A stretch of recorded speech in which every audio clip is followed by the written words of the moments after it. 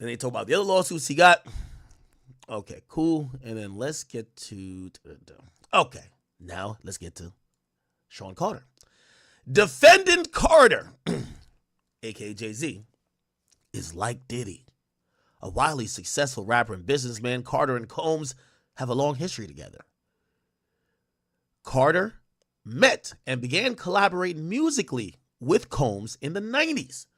Combs and Carter rose together to the very top of the hip-hop industry in terms of fame and influence by the end of that decade. Combs and Carter were not only simply occasional collaborators in the music industry. The two men developed a close friendship that has been well documented from the late 90s to the present. Together, they attended countless music industry events for each other's businesses and ventures, parties and after parties. Indeed, the two are apparently so close that Combs stated in 2023 that Jay-Z is the only person other than Diddy's own mother who's allowed to call him by his legal first name of Sean. In 2000, near the height of their fame, power, and influence, Combs and Carter attended the 2000 Video Music Award in New York City. Afterwards, Combs hosted an after party for many of the most famous celebrities in music and entertainment industries, including Carter, Jay-Z, which is where the events alleged in this complaint occurred. So here are the allegations. Plaintiff is going to be unnamed, okay? They're going to go by Jane Doe, and they reside in Alabama currently. Defendant Sean Combs is a male who, on information and belief, resides in New York City through incarceration in the Metropolitan Detention Center in Brooklyn. On information and belief that all relevant times, Combs owned and or controlled Bad Boy Entertainment Holdings and all these companies. Cool. The facts of Combs' ownership and titles of Combs' corporations enabled and conspired with him to commit the unlawful sexual violence against the plaintiff described herein. Defendant Diddy. Okay, so they're just talking about the parties here. We want to get to more of the interesting stuff. It's going to be about Sean Carter. This is about Diddy, about Diddy, about Diddy, about Diddy, about Diddy. Now, defendants. Okay. So it's organizational does and individual does. And then now we're back at Sean Carter. Defendant Sean Carter is a male who, on information and belief, maintains his residence in both New York and Los Angeles. He's more commonly known by the industry named Jay-Z. Carter was identified in the plaintiff's original complaint as Celebrity A. Prior to the filing of this amended complaint, Carter has received a letter from the plaintiff's counsel requesting a mediation to resolve the matter, a.k.a. Jay-Z, pay the fuck up or we finna put your name in, okay? Upon present information and belief, Jay-Z responded to said letter by not only filing a utterly frivolous lawsuit, so now we could confirm what I said before. Jay-Z is the person who initiated that lawsuit of extortion against Tony Busby. It's clear now. So not only filing a utterly frivolous lawsuit, but also orchestrating a conspiracy of harassment, bullying, and intimidation against plaintiffs' lawyers, their families, employees, and former associates in an attempt to silence plaintiff from naming Jay-Z herein. This effort was meant to scare the plaintiff and discredit her counsel. The effort failed. Indeed, the plaintiff chose to file this amended complaint as a result of the egregious conduct perpetrated by Carter. Each of Combs' corporation aided and abetted Combs in committing the unlawful sexual violence against the plaintiff, are alter egos of Combs, completely dominated by him and used by him for his personal interests to engage in wrongdoing which later harmed plaintiff and others, and served or have served as vehicles for Combs to move and dispose or insulate his assets, including in connection with his criminal activities, and to avoid compensating victims of his many crimes, including plaintiff. Okay. Then they basically say they're going for over $75,000. They don't have to list how much they're going to sue for. They're leaving that up to the judge. or they could later put in a request. All right, and then on a jury case, we get that. So here's the factual allegations. On around September 7, 2000, a plaintiff who was then 13 had a friend drive and drop her off near Radio City Music Hall. Now, is anyone here of age? And obviously of age, but like, does anybody remember like being into music back in 2000? Or back when VMAs used to be popping? Like, I feel like these days BET Awards happen and nobody really talks about it. Back then, the MTV Music Awards were the biggest thing possible. Now, I personally think it's weird if a kid is showing up, but they used to, it felt like some of these award shows, they had like little kid fans of these artists there. Like, oh my God, Beyonce, oh my God. Like, I felt like that was a thing, but I would still imagine that your parent is bringing you. I don't think you're just showing up by yourself. So that's a little sketchy to me, but it is what it is. So this 13-year-old shows up, and her friend dropped her off near Radio City Music Hall and that she could try to attend the VMAs. Now, also interesting, she doesn't have a ticket. Attending the VMAs was on the plaintiff's bucket list. Well, that's also a little bit odd because you're 13. You don't have a bucket list. Your life is just beginning. Whatever, though. And she believed she could gain entry. The plaintiff arrived at the venue and saw large crowds gathering. As artists and entertainers began arriving, plaintiff was very excited. As the event began, much of the crowd moved inside with the plaintiff without a ticket, as I said, remained outside with others and watched the VMAs on a jumbotron. Chat, so that's what I'm asking if that's weird. Does that sound odd that maybe a young child or, I'm guessing maybe there wasn't much parental supervision, but did people show up to these award shows and it's kind of like, I just want to see a celebrity? These days, I feel like people are numb to celebrities to a certain extent because of social media. Like, if you like Usher, you could just DM him. If you like Chris Brown, Drake, you could DM them. Back then, the only way to see these people was probably to show up to some of these things. So, I don't know if maybe it's just my mind now saying, oh, that's kind of odd. Or maybe that was what people did then. What do y'all think? Let me pull up the chat here for King Akademiks. How y'all doing over there? Damn, we got a packed house up in this bitch. 20,000 watching on King Akademiks. They got like 250,000 views on X. Interesting. Okay. So it says that as the event began, much of the crowd went in. The plaintiff without a ticket remained outside watching on jumbotron.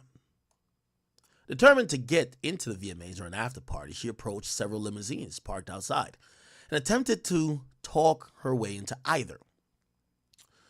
One of the limousine drivers she spoke with claimed to work for Diddy. The driver told her that Diddy liked young girls. Holy shit. And she fit what Diddy was looking for. That driver need to be sued too. If you over here recruiting for Diddy, it sounds like you're recruiting 13-year-olds for Diddy, you're guilty too, right? This is why when some of the security guards be talking for Diddy, I'd be like, y'all really want me to believe y'all niggas was always off shift when he was doing the fuck shit? Okay. Fit what Diddy was looking for. And while not allowing her into the awards, the driver invited her to an after party. The driver stated that she had to drive Combs and others to an after party first, but instructed the plaintiff to return to his location after the event and that he would pick her up and take her to the after party. So essentially, she's not going to the award show, but she could possibly see some of these celebrities at an after party. Later that evening, the plaintiff excitedly returned to the same location and waited for what seemed to be a long time. The driver eventually returned and drove her to what was described as an after party. After approximately 20 minutes, the plaintiff arrived at what she believed to be a large white residence with a gated U-shaped driveway. Once inside, two men asked the plaintiff to sign a document, which the plaintiff did not read, but which she now believes might have been a non-disclosure agreement. She was told that she could not discuss what happened at the party. She gave the men her name and then signed the form, but did not receive a copy. Inside the building, the plaintiff recognized many celebrities as she entered what appeared to be a large living room or foyer containing a large crowd. The plaintiff attempted to mingle in the crowd and talked to several of the celebrities that she recognized and whom she wanted to see at the VMAs. Wait staff circulated through the room carrying trays of drinks, and loud music played throughout the venue. The plaintiff observed a widespread drug use, including marijuana and cocaine.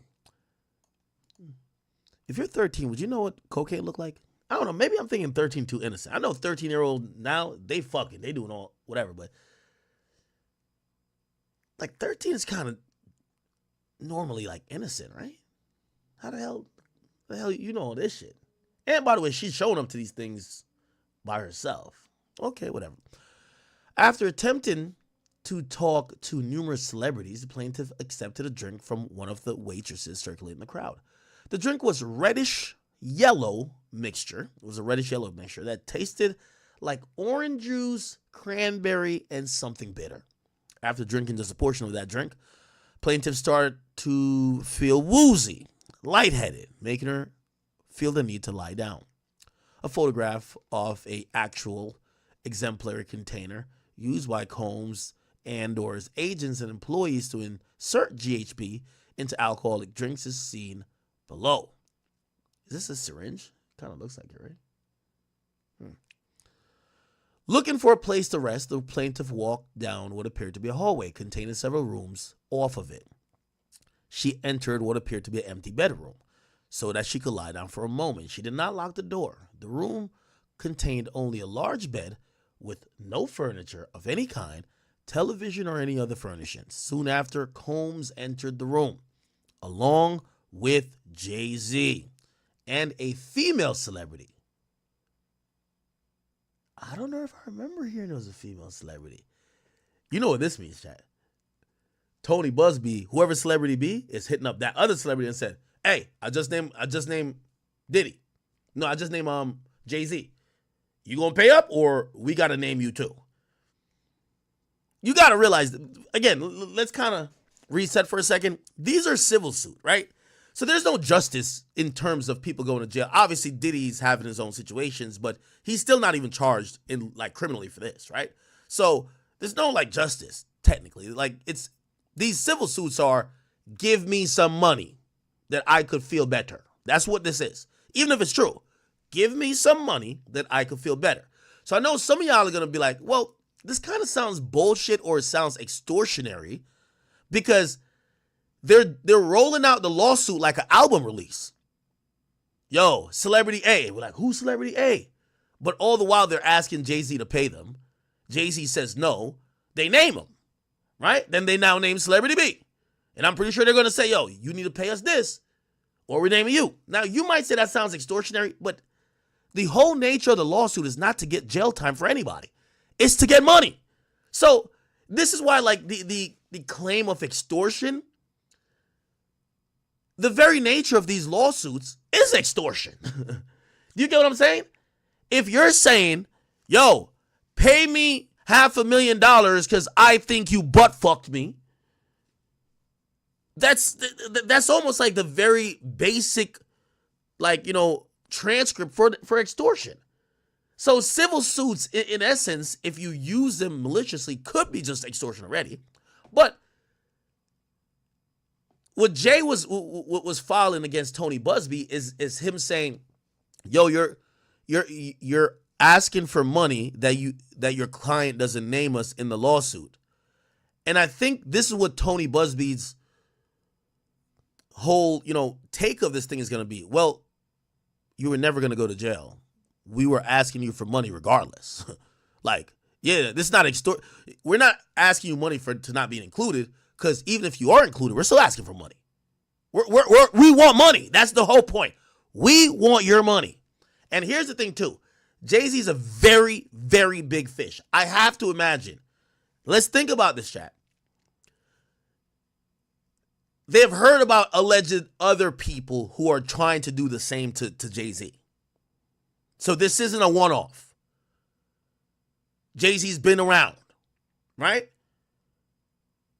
Tony Busby knows what that's worth. How would he know? Look at Diddy. Allegedly, when Diddy had settled, he settled between $10 to $50 million. Who has the pockets that's even larger than Diddy? Jay. And he's never been named till now. Sorry. So you know what? They probably went to him to say? Bro, check this out. Look what happened to Diddy. Don't make the wrong choice, brother. Don't make the wrong choice. Diddy made the wrong choice. He went to jail. How about we just settle? Give us 15, 20 mil. It'll never come out.